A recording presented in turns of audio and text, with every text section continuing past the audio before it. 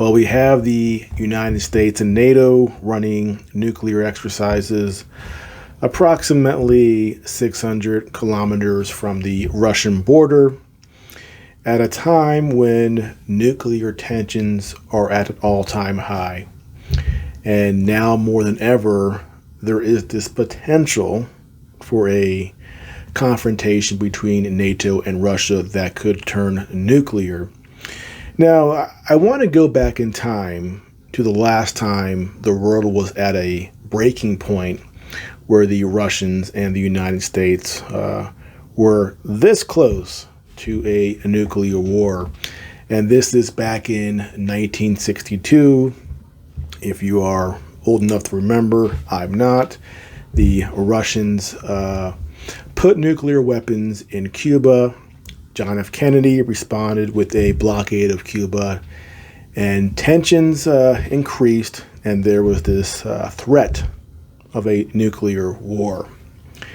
Now, what eventually happened? Well, the Russians moved those missiles out of Cuba, and the crisis was averted. The United States won. We were the big tough guys, and the Russians backed down. Now, is that the case exactly? Well, we found out 25 years later that it wasn't quite like that. The United States kept a secret from the American public for almost 3 decades. And what was this secret? Well, in exchange for the Russians moving these nuclear warheads from Cuba, JFK agreed that we would remove nuclear warheads from Turkey. So we find out all these years later that it wasn't so much that the Russians were scared of the big bad Americans and that Khrushchev backed off. In reality, we made a deal, and it was a quid pro quo. You move your missiles, and we will move our missiles. And in hindsight, that makes a lot of sense. That's pretty fair. You do us a square, we do you a square. But when I look back at that, what I find funny is that we couldn't publicly admit that we had made some concessions to the Soviets. It was of the most importance that the American public bought the idea that the United States was so tough and so preeminent in the world that the Soviets had to back down and sulk away with their tail between their legs. And I find that interesting because clearly JFK himself didn't go to Turkey and grab those missiles and remove them. It was done by the United States military and the United States government. So clearly people in government knew that this had happened at the highest levels. They understood this. So while they understood this and knew this, they kept this from the American public. And my question is, what does that say about the American public that our leaders couldn't admit openly that we had made some sort of concession to the Soviets to avoid a nuclear war that would destroy the entire world? Why couldn't they make that admission? Think about that. What does that say about us Americans that we couldn't deal with that reality? That we're not so above everybody else that no one else can tell us what to do, or we don't have to deal with somebody else with some sort of evenness, some sort of back and forth, some sort of give and take where we have to make a concession. And so we fast forward to our current day, where we have all this nuclear talk, where the West accuses Putin of threatening to use nuclear weapons, when in fact he really just reiterated Russian doctrine. Now, of course, he has some underlings who said some pretty inflammatory stuff, but that's their job. They're underlings. They're there to rabble rouse, just like we have knuckleheads like John Bolton and others who say stupid things. But the actual leadership in Russia, Putin, who makes the decisions, he reiterated nuclear doctrine, and the West exaggerated what he said because they want to cast Russia as being this this entity that is unpredictable and that might use a nuclear weapon in Ukraine. So we have all this crazy nuclear talks. But back to the issue. What is my concern right now with Russia and the United States and NATO?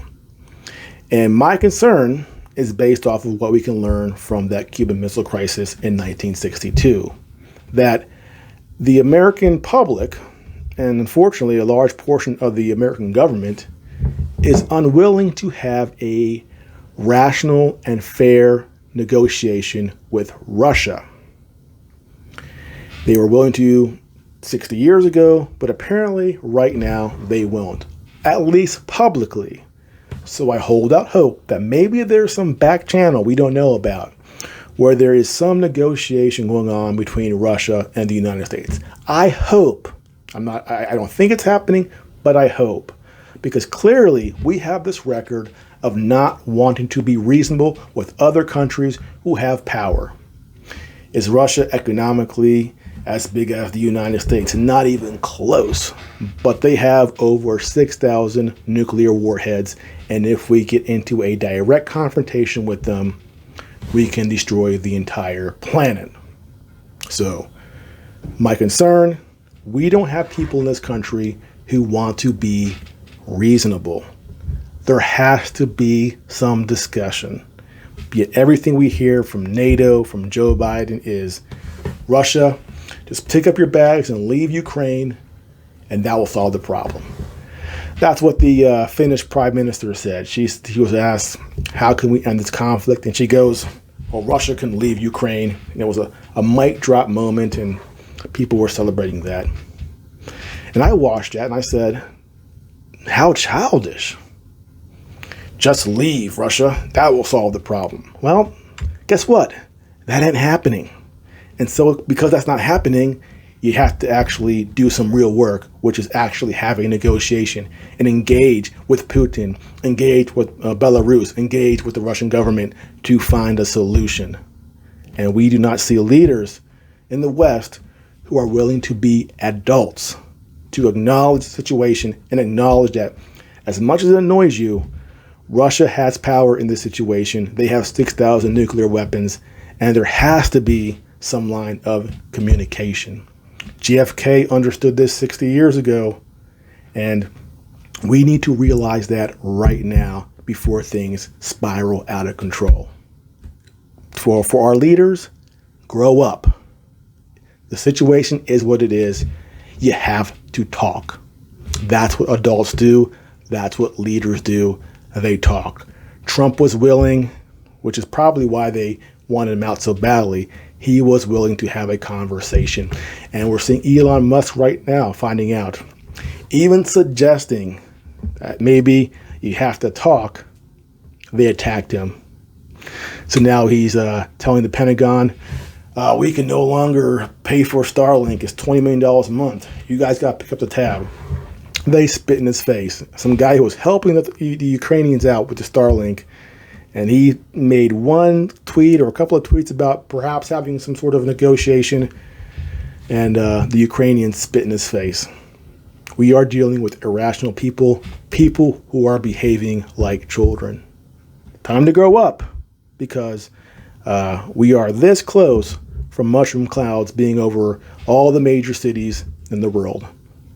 And if that happens, it's all over for humanity, for the entire human experiment.